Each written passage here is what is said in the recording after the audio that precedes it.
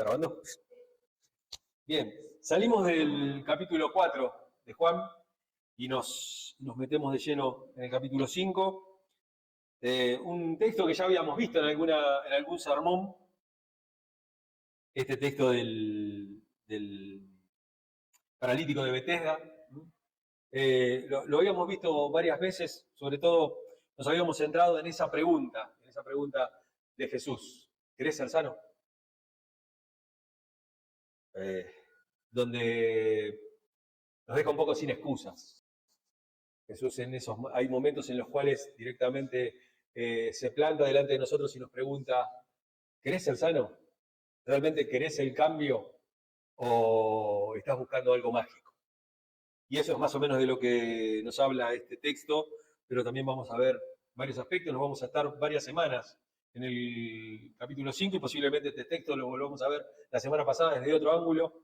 Mi intención con esta serie de Gracia y Verdad, que a lo mejor va a durar más de un año, posiblemente porque el Evangelio de Juan es un evangelio que tiene muchos recovecos y tiene muchas idas y vueltas.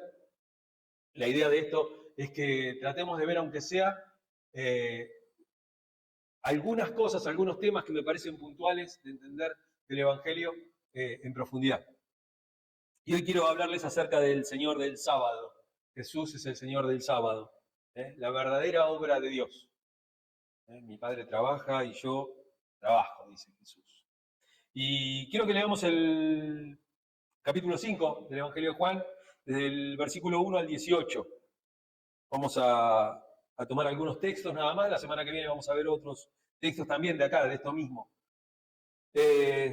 Vamos a leer desde el versículo 1. Dice, algún tiempo después, Jesús subió a Jerusalén, pues se celebraba una fiesta de los judíos. Había allí, junto a la puerta de las ovejas, un estanque rodeado de 5 entradas, cuyo nombre en hebreo es Betzatá. También hay en otras Biblias, ustedes van que se llama Betesda, y en otras Biblias se llama Betsaída. Es el mismo texto, nada más que hay diferencia entre los traductores. Dice, en esas entradas se hallaban tendidos muchos enfermos, ciegos, cojos y paralíticos. Y hago otra aclaración acá también. En otros manuscritos, en algunos, posiblemente en las 60 lo tengan de esta manera, en los que leemos la NBI tenemos otra cosa, dice, algunos agregan esto, ¿no? Paralíticos que esperaban el movimiento del agua. Algunos agregan este tema. Ahora después vamos a ver por qué. De cuando en cuando un ángel del Señor bajaba al estanque y agitaba el agua. El primero que entraba en el estanque después de cada agitación del agua quedaba sano de cualquier enfermedad que tuviera. Esto es un texto que en algunas Biblias está y en algunas Biblias no. Esta partecita, esto que les estoy leyendo. Y dice, entre ellos se encontraba un hombre que llevaba enfermo 38 años. Cuando Jesús lo vio tirado en el suelo y se enteró que ya tenía mucho tiempo de estar ahí, le preguntó, ¿quieres quedar sano? Señor, respondió, no tengo a nadie que me meta en el estanque mientras se agita el agua y cuando trato de hacerlo, otro se mete antes. Levántate, recoge tu camilla y anda, le dijo Jesús. Al instante aquel hombre quedó sano, así que tomó su camilla y echó a andar. Pero ese día era sábado. Por eso los judíos dijeron al que había sido sanado, hoy es sábado, no te está permitido cargar tu camilla. El que me sanó me dijo, recoge tu camilla y anda, le respondió. ¿Quién es ese hombre que te dijo, recógela y anda? Le preguntaron. El que había sido sanado no tenía idea de quién era, porque Jesús se había escabullido entre mucha gente que había en el lugar. Después de esto, Jesús lo encontró en el templo y le dijo, mira, ya has quedado sano, no vuelvas a pecar, no sea que te ocurra algo peor. El hombre se fue e informó a los judíos que Jesús era quien lo había sanado. Precisamente por esto los judíos perseguían a Jesús, pues hacía tales cosas en sábado. Pero Jesús le respondía, mi Padre aún hoy está trabajando y yo también trabajo. Así que los judíos redoblaban sus esfuerzos para matarlo, pues no solo quebrantaba el sábado, sino que incluso decía que Dios era su propio Padre, con lo que él mismo se hacía igual a Dios. Hasta acá el texto nada más. Bueno, hay varias cosas, ¿no?, que podemos ver. Pero bueno, en estas semanas que estuvimos mirando, vimos sobre Juan 4, ¿no? La declaración de Jesús como Mesías. Él mismo se revela como Mesías y vemos también el impacto de Jesús en la mujer samaritana y vemos el impacto de Jesús en el resto de Samaria. Muchos del pueblo habían ido a ver a Jesús, cómo esa comunidad había cambiado. Cómo había cambiado solamente por una charla de Jesús con una persona. Y esa persona se hace cargo del evangelismo, sale a predicar la palabra, sale a hablar sobre Jesús, y las personas terminan diciendo, como terminamos la semana pasada, diciendo, antes creíamos por lo que ella nos había dicho, pero ahora creemos que este es el Salvador del mundo. ¿No? Solamente de una revelación de la mujer nada más, de decir, este me ha dicho todo lo que he hecho, ¿no? No dijo, este es el Salvador del mundo, este es... Ellos comprenden una realidad mucho mayor a lo que la mujer podía decirles. Y ahora entramos en este capítulo 5, y de paso vimos en el capítulo 4 también, vimos cómo tenemos que, mediante esa transformación que Jesús hace en nosotros, soltar el pasado y abrazar el propósito que Dios tiene para nuestra vida. Y ahora nos encontramos con una nueva manifestación de Jesús. Jesús se va a manifestar nuevamente de poder, va a manifestar su poder en esto, ¿no? En que Él es el Señor del sábado. ¿No? Hay como ciertos yo soy marcados con la palabra yo soy, pero también hay muchos otros yo soy que están dados por las obras y no por las palabras. ¿No? Yo soy el Señor del sábado. ¿Quién puede curar en sábado si no el Señor del sábado? Y si Dios trabaja el sábado, ¿por qué Jesús no trabajaría el sábado? ¿No? Y acá nos embrollamos un poco en esos textos de Génesis que están llenos de mitología, que están llenos, y que están sobre todo llenos de la mano de una clase sacerdotal. ¿No es cierto? Que hay muchos retoques del día sacerdotal. Vieron que tenemos dos relatos de Génesis y de creación. Tenemos un relato en el cual Dios crea todas las cosas, pero en el otro hay como una remarcación de que después hay un día de descanso, que hay un día de esto. Y le contaba a Fer el otro día, estábamos charlando a la mañana mientras tomábamos mate, estábamos hablando de esto no solamente de Génesis, sino sobre todo del Pentateuco, y hablábamos, miren las cosas que hablamos a la mañana. Pero estábamos hablando de esto, que cómo dentro del, por ejemplo, Levítico, o dentro de Deuteronomio, cómo hay ciertos mandamientos, ciertos dogmas o ciertas doctrinas que se implantan, que se repiten a lo mejor en un capítulo o en una serie de versículos o en un pasaje, se repiten 3 o 4 veces. Por ejemplo, el sábado, por ejemplo, las ofrendas. Como para que te quede claro que lo importante era eso, lo importante era, y ahí se ve la mano de la clase sacerdotal, de ahí se ve la mano de, es como esa iglesia, viste, que siempre todo termina en la ofrenda, que siempre termina en la prosperidad y que vos vas a tener plata, pero siempre tiene que ver con que si en algún momento te entra plata, vos la tengas que poner en la iglesia, ¿no? Y el pastor no se pierda tajada de eso. Entonces como que tiene que quedar claro eso. Y uno lo ve a lo largo de toda la Biblia y lo ve a lo largo del Pentateuco. Sobre todo, sí, lo tengo al revés para que no salga la lucecita porque si no sale una luz, aparezco linterna verde. Y... ¿De? Sí, claro. Claro, porque no quiere decir que uno sea un miserable. Porque bueno, si vos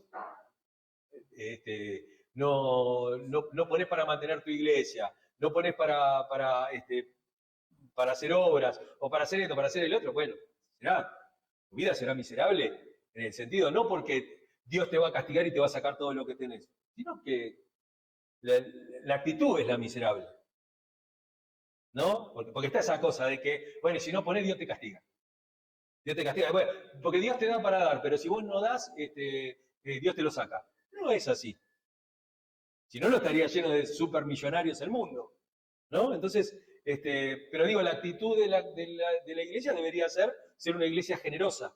Generosa en todo sentido, ¿eh? Generosa con las otras personas, generosa con sus semejantes, generosa con los hermanos de la iglesia y generosa con la gente de afuera, ¿no? Es ese tipo de cosas que no abundan en el mundo, no abunda. Entonces, no sé por qué salí con esto, no tengo ni idea por qué me salió para este lado, pero Sí. Bueno, y ahora nos encontramos. Ah, por el tema del Señor del sábado. Bueno, ahora se manifiesta como el Señor del sábado, ¿no? ¿Por qué? Porque viene a romper con el tema del sábado, viene a decirle, flaco, el día del sábado, está bien, esa causa, y él lo dice bien, esa causa del hombre. El sábado es a causa del hombre y no el hombre a causa del sábado. O sea, es un día para que el hombre descanse. Pero no por eso lo vas a llenar eh, ¿eh? De ocio o de actividades que tienen que ver, qué sé yo, el domingo, por ejemplo, el domingo, Dominicus, Día del Señor, ¿no? En latín. El día domingo para nosotros es el día de descanso. Pero hay iglesias que te llenan de actividades. Te llenan a la mañana, tenés que llevar a los chicos a la escuelita bíblica, después tenés escuela bíblica vos, después tenés la reunión, después a la tarde tenés otra cosa y después otra reunión. Y que cada domingo tenés que estar en el día, porque es el día del Señor. Y en verdad no es el día del Señor. El día del Señor son todos los días. ¿O hay algún día que no haya creado el Señor? El salmista dice así, este es el día que hizo el Señor. No nos dice cuál es, dice hoy es el día que hizo el Señor, nos alegraremos, nos gozaremos en él. Listo, punto. No hay tanto misterio y tanta cosa, ¿no? Digo, todos tendríamos que venir por convencimiento, todos tendríamos que venir con gozo, con alegría, con todo, pero con un convencimiento muy interno y que no tiene que ver con un machaque continuo. Yo prefiero clavar clavos en otro lado, prefiero clavar clavos en ciertas doctrinas y en ciertas cosas que me sirvan a mí para la vida diaria, que te sirvan a vos, que vos te salgas de acá y digas, sí, yo necesito cambiar, necesito eh, ser una persona acorde a lo que el Señor hizo por mí. Y por eso Jesús hoy, en este día, sábado, desafía las normas religiosas y Él revela cuál es la verdadera obra de Dios. La verdadera obra de Dios no es en un día o en un momento o en un lugar, es en cualquier lado, cualquier día, a cualquier hora y en cualquier espacio-tiempo. Y hoy vamos a ver tres aspectos de esto, ¿no? Cómo el poder de Jesús no se limita por las normas humanas, cómo la obra revela el corazón de Dios, cómo revela el corazón del Padre y cómo nosotros debemos vivir en la gracia y en el descanso de Cristo. Y vamos al primer punto, el milagro de Betesda, la compasión de Jesús, cómo no se limita con cosas. Y vemos ahí donde dice, Jesús se encuentra a un hombre enfermo por 38 años, ahí el versículo 1 al 9, está toda esta historia, y lo sana, y desafía la tradición del sábado, pero 38 años, es mucho tiempo para estar enfermo, es mucho tiempo para andar buscando, ¿no? A veces hay un acomodamiento en la miseria. Hay un acomodamiento, no estoy hablando de miseria de dinero, estoy hablando de miseria de ser miserable o de esa cosa de tener problemas. Hay un tiempo para todo. Y no estoy diciendo que la prueba no debe durar más de 40 días, como se decía antiguamente, porque si no, no era de Dios, y si no, ya tenía que ver. No estoy hablando de eso. Estoy hablando que hay cosas que pasan mucho tiempo y tienen que ver a veces con lo que vimos en el capítulo 4, de que muchas veces Dios te quita la mochila y vos andás con la mochila. O en este caso, tomamos a veces las cosas de Dios toma tu lecho y anda. Y en verdad lo que le estaba diciendo Jesús era, yo te doy el poder para levantar ese lecho que antes era lo que tenías tirado, que aparte no era nada, era unas cobijas que tenía ahí. Imagínate lo que era un lecho en ese momento, no es que andaba con una camilla, no, era un lecho, un apero de caballo, ¿no? Un par de mantas. Y un poco esta enfermedad de 38 años, de mucho tiempo, de mucho regodeo en esa naturaleza caída, tiene que ver con la naturaleza caída humana. Representa un poco eso. Si lo alegorizamos un poquito, si vamos un poquito más allá del caso puntual del hombre, es la condición humana. Llevamos mucho tiempo en miseria, mucho tiempo en que el mundo es una porquería, el mundo es esto, el mundo es aquello, y lo que pasa, que en el mundo, y siempre son miles y miles de excusas, ¿no? Y cómo ¿Qué nos pasa con eso, no? ¿Qué nos pasa con esto de que tenga que venir Jesús y te tenga que decir, mirá, hace 38 años que estás acá tirado? ¿Qué pasó durante estos 38 años? ¿Qué pasó con todo este tiempo? ¿Cuántas manos pasaron por al lado tuyo? ¿Cuántas veces Dios envió gente? ¿Cuántas veces Dios... No, lo que pasa es que cuando yo estaba acá, estoy acá, siempre hay alguien que viene primero y se tira y entonces es sano el otro. Son excusas. Son excusas. Hay una... Capusotto tenía un sketch, unos videos que se llamaba la comodidad del idiota. Había uno que estaba siempre así, y que estaba siempre mal, y que no, yo no voy a ir, me invitaron para el cumpleaños, pero no voy a ir porque no tengo auto, no tengo nadie que me pase a buscar. Y hablaba con el amigo, ¿no? Y entonces decía, no voy a ir, me voy a quedar acá solo en casa. Desesperado. Y el amigo le dice, no, pero yo, bueno, dale, yo te voy a buscar. Y dice, no, pero tenés que hacer 50 kilómetros para el otro lado y después ir para, no pasás por acá. Dejá, yo me quedo solo acá.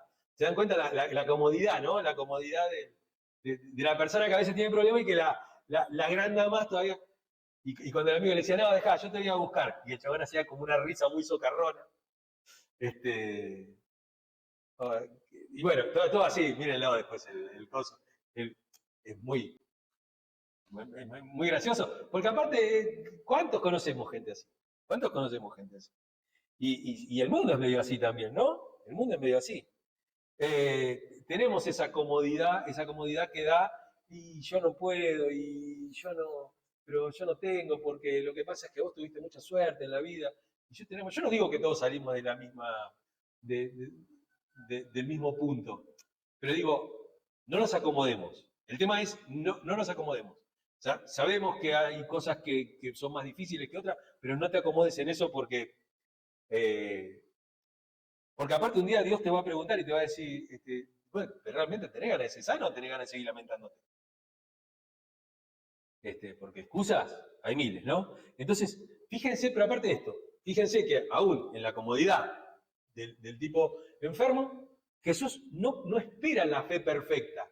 No espera que tu fe sea una fe perfecta, una fe que no tenga doblez, una fe que no tenga duda, una fe, ¿viste? Porque después están esos textos que está bien, no es que no son de la Biblia ni nada, pero que uno, si los compara con las actitudes de Jesús en los evangelios, muchas veces no cuadran. Por ejemplo, qué sé yo, Santiago, cuando dice, quien pide y duda, no piense que va a obtener cosa alguna. Esta persona dudaba. Pero cuando Jesús le dice, ¿quieres ser sano? Y dice, pero yo cada vez que viene alguien, no hay una fe auténtica, no hay una fe, no digo auténtica, sino perfecta, como uno la vería en la cajita con el certificado de garantía de la fe, todo, ¿no? Que uno tiene todos los papeles, todo, tiene garantía extendida para 15 años. No, uno ve una fe muy imperfecta en esta persona. Y sin embargo Dios actúa. Dios, sin embargo, extiende la gracia al necesitado, al que necesita, por más que su fe no sea perfecta. No necesitamos una fe perfecta. Y a veces cerramos en eso, porque a veces no tomamos las cosas que nos da Dios porque pensamos que nuestra fe no está perfeccionada. Y la fe la perfecciona Dios después por medio de Él, por medio del Espíritu. Y vemos acá también cómo Jesús actúa con autoridad. Actúa con autoridad. Yo soy el Señor del sábado, toma tu camilla, levántate, dale, anda, camina, salí de acá. Actúa con autoridad, pero también actúa con compasión. No es lo uno por lo otro, ¿no? El pastor que te reta todo el día, o el apóstol que le gusta escribir. Yo he escuchado de apóstoles que escriben cartas apostólicas. Dios mío, Dios mío. Poca vergüenza y poco temor de Dios. Cartas apostólicas. Como que tienen una autoridad, porque te escriben desde la autoridad. Pues yo soy apóstol, entonces me las sé todas. Bueno, Jesús actúa desde la autoridad, pero también desde la compasión. Desde la compasión, lo vemos los jueves en el libro de Eduardo, ¿no? A Dios se le conmueven las entrañas. se le conmueven las entrañas, se le conmueve el útero, sería, ¿no? Se le conmueve el aparato reproductor femenino, ahí donde se asienta la vida humana, ahí donde se asienta el feto, ahí en ese lugar donde va creciendo, ese lugar donde se forma todo, eso se le conmueve a Dios, ¿no? Y es una imagen femenina, esa que produce, para que hoy es el Día del Padre, digo también de paso, felicidades a todos los padres, todo, es un día comercial, seguramente habrán vendido mucha ropa. Había cola en la panadería hoy en la mañana, ¿eh? Pañuelos a medias yo ligué camperito.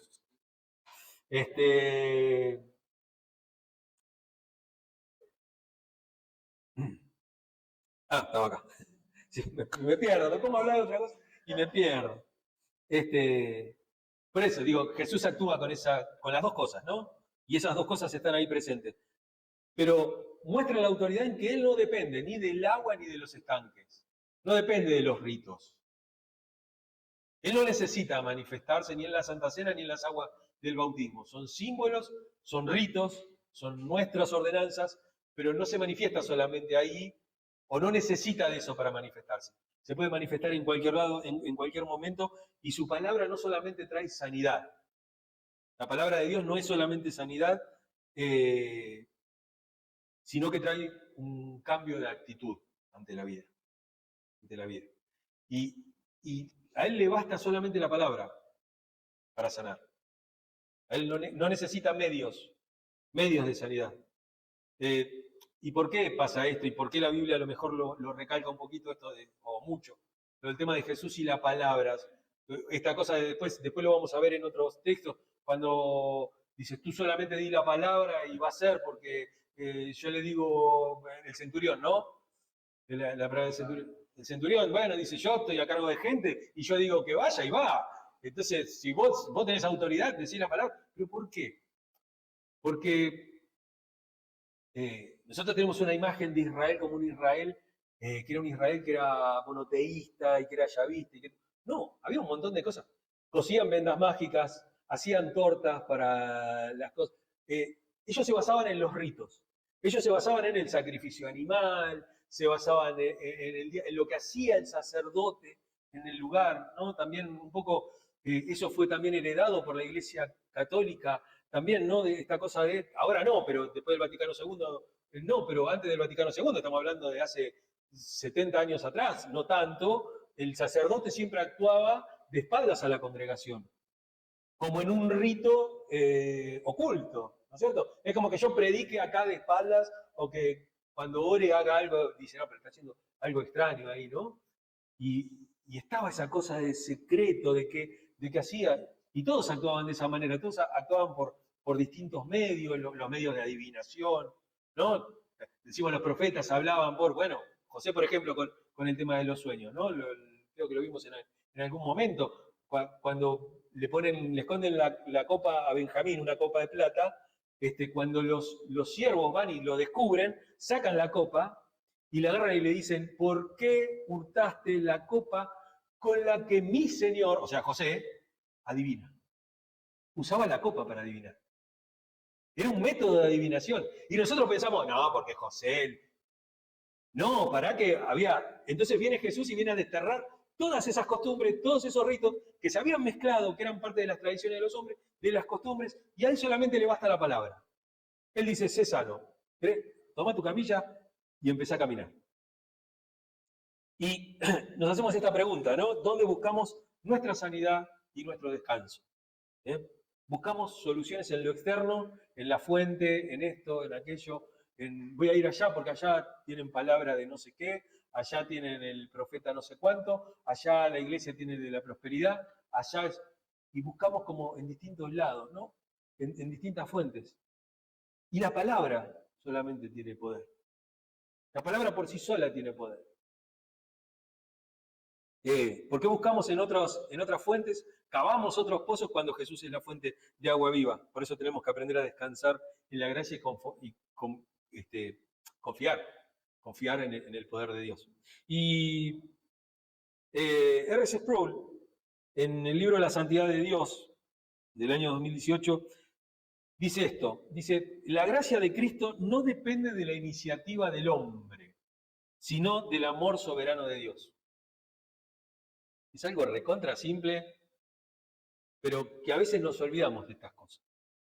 Segundo punto, el tema del sábado, la controversia del sábado y cómo la obra de Dios es continua, cómo la obra de Dios no cesa, cómo Dios no solamente crea, sino que sustenta después su propia creación. ¿Eh? Y vemos acá en el versículo 10 al 17, en estos 7 versículos, vemos cómo los líderes religiosos, los de la clase sacerdotal, estos que remachaban tanto en el tema de los ritos y todo, para no perder su negocio, ¿no? Lo critican por sanar el sábado. Y los fariseos, que no son los sacerdotes, son los fariseos. Recuerden, no pongamos los fariseos en el templo. El templo lo manejaban los saduceos. Los fariseos están en la sinagoga y andan por ahí por el medio del pueblo y forman parte algunos del Sanedrín, de ese consejo de ancianos, de personas que toman decisiones, sobre todo morales, sobre todo por causas morales, ¿no? No tenía que ver tanto con un tema de justicia, de que ver si a este le corresponde esta casa, no, sino que más que nada eran cosas morales y cosas de la ley de Dios. Pero los saduceos en el templo, los fariseos en la sinagoga y en el Sanedrín. Y los fariseos priorizaban la ley sobre la misericordia. Para eso no estaba bien romper el sábado para hacer algo bueno. ¿No es cierto? Y ahí, en vez de regocijarse en la sanidad de ese tipo que hacía 38 años, bueno, ese tipo hacía 38 años que andaban por ahí, que andaba dando vueltas. El estanque de Betesda era un lugar conocido, por lo menos para la gente de ese tiempo. ¿Cuáles de ellos que hacían tanta misericordia y todo, era capaz de ayudar al tipo a entrar en el estanque? O a enseñarle, o a llevarle una palabra o algo.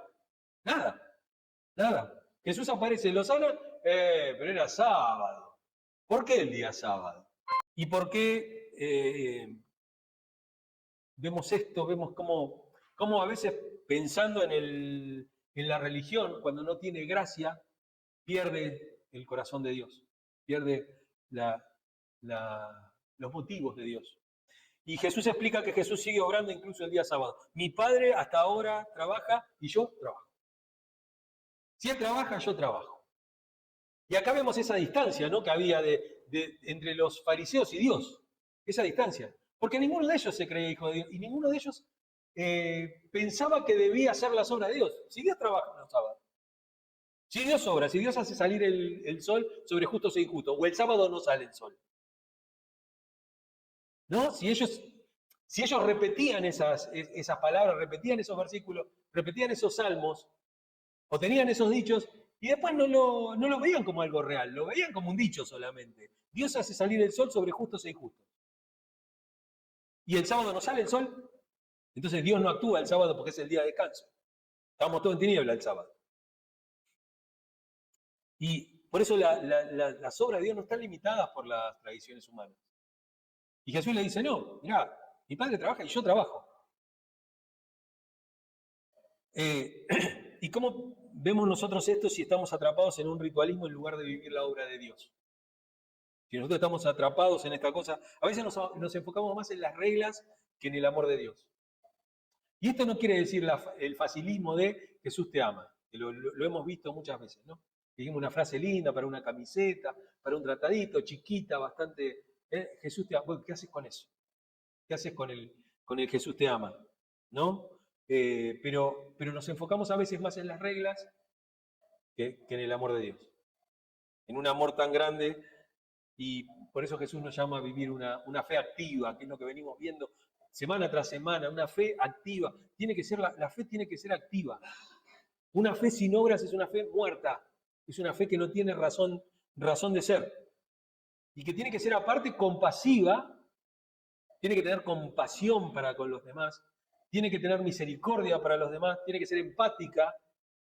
Me tengo que poner en los zapatos del otro, con los pies del otro, tengo que hacer algo, me tiene que mover, la fe tiene que moverse en mí, ¿no? Porque esa fe es una fe transformadora, es una fe que transforma. Y Craig Kenner, en el comentario bíblico del Nuevo Testamento, del año 2019, dice lo siguiente sobre estos textos. Dice, Jesús no vino a destruir la ley, sino a cumplirla en amor y compasión. Le viene a dar sentido a la ley. Le viene a recuperar el espíritu de la ley, el motivo por el cual la ley existe.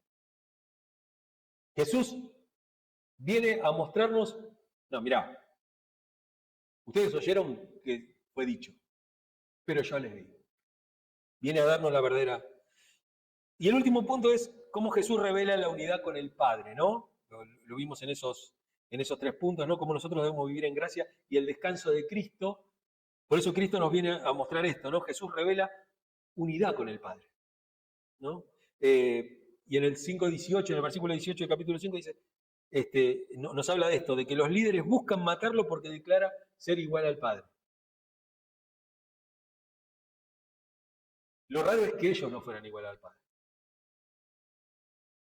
Porque una cosa es hablar como Jesús y decir, soy el Hijo de Dios, soy semejante, tengo el poder de la salvación, pero otra cosa es no comportarse como el Padre, o no buscar el corazón del Padre y buscar imitarlo.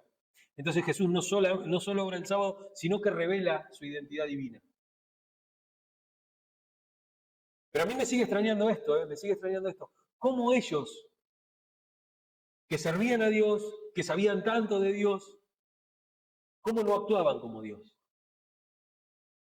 ¿Cómo eran los vengadores de Dios? ¿No?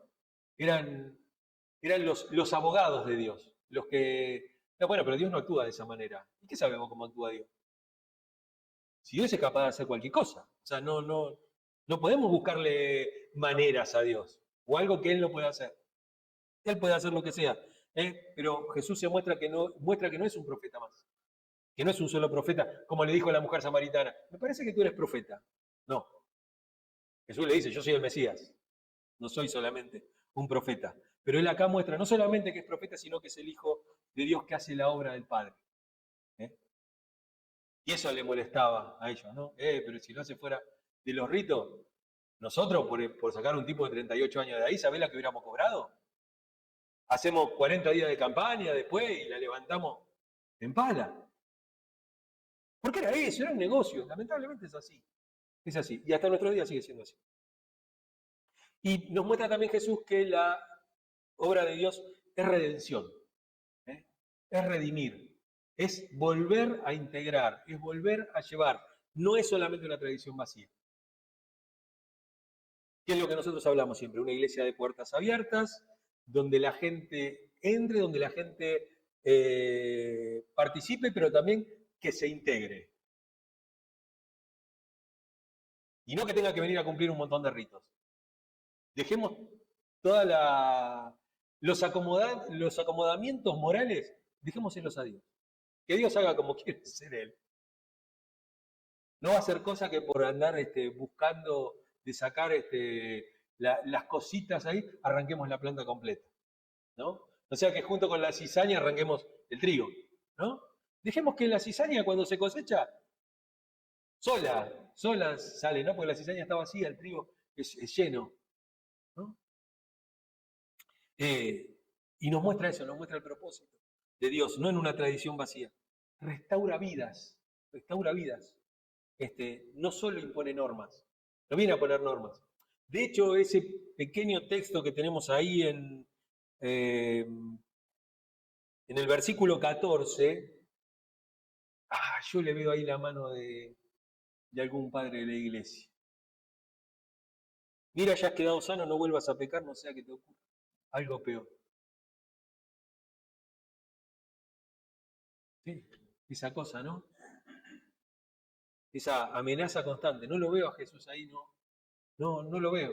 Más sabiendo que, por ejemplo, el texto de la mujer pecadora, esa que dice, bueno, ahora vete y no peques más, es un agregado, y está comprobado eso, está comprobado por los textos más antiguos, no está, sino que es una anotación marginal que después se metió ahí en el medio. Por eso yo desconfío de esos. Y no quiere decir que la Biblia no es la palabra de Dios, pero digo, veamos cómo actúa Jesús. Veamos cómo actúa Jesús. Y cómo podemos nosotros vivir o preguntarnos si realmente vivimos nuestra fe con con gozo en la obra de Cristo, en lo que Cristo hace en nuestra vida todos los días.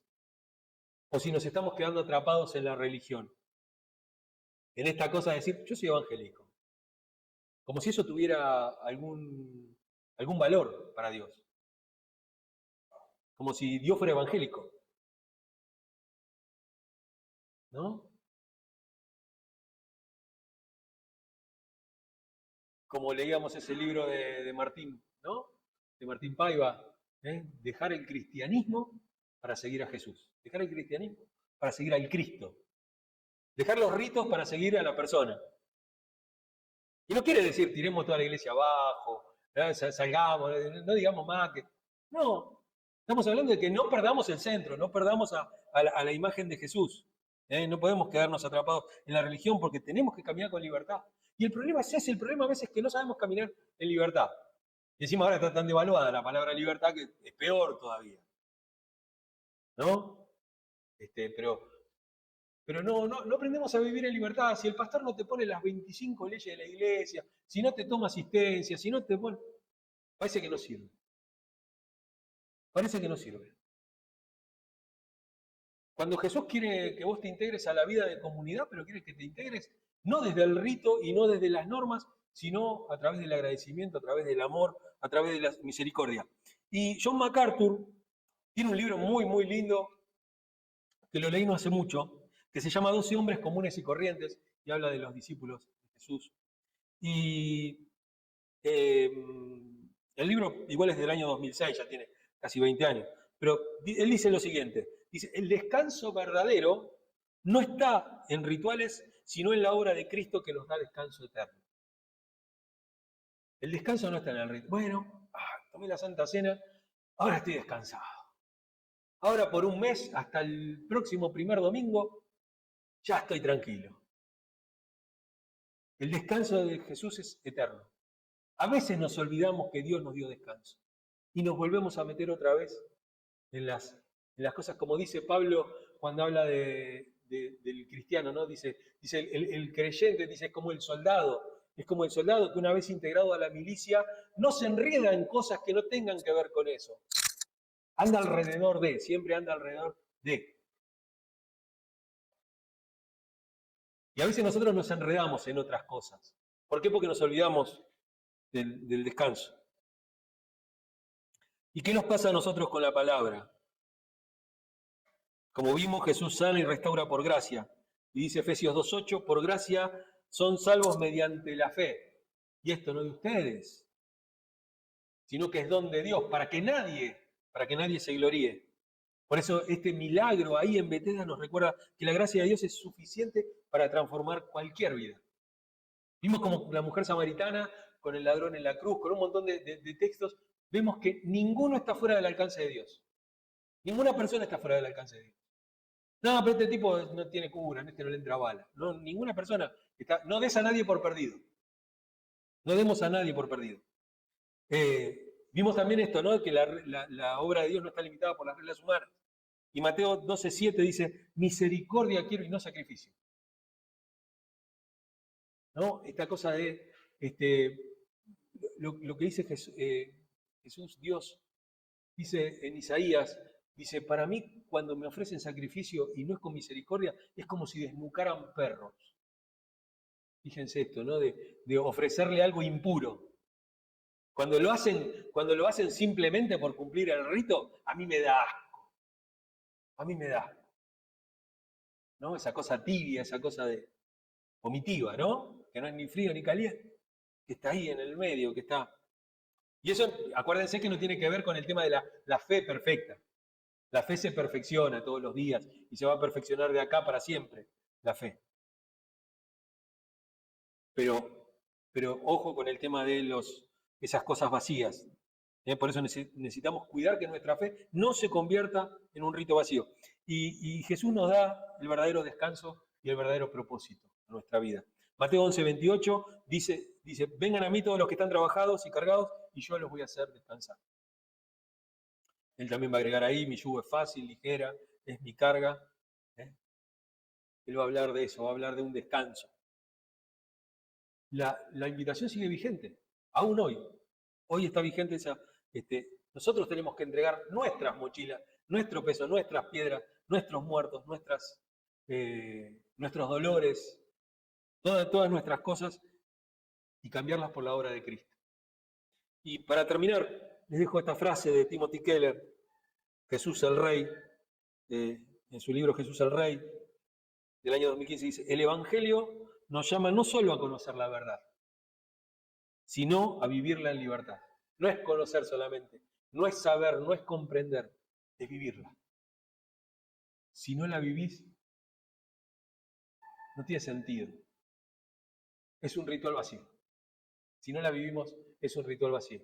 Y Jesús nos trajo vida en abundancia. Y esa vida no es como la del mundo, no es una vida, no es una paz, no es una vida como el mundo nos propone. La vida que nos propone el mundo es una vida que no tiene sentido, que precisamente provoca un sinsentido en la vida. Provoca un día es atrás de otro y es igual y nada cambia y para qué y por qué y nos hace dar todas esas preguntas existenciales. La vida que trae Jesús es una vida que vale la pena ser vivida y la tenemos que vivir en libertad. ¿Amén?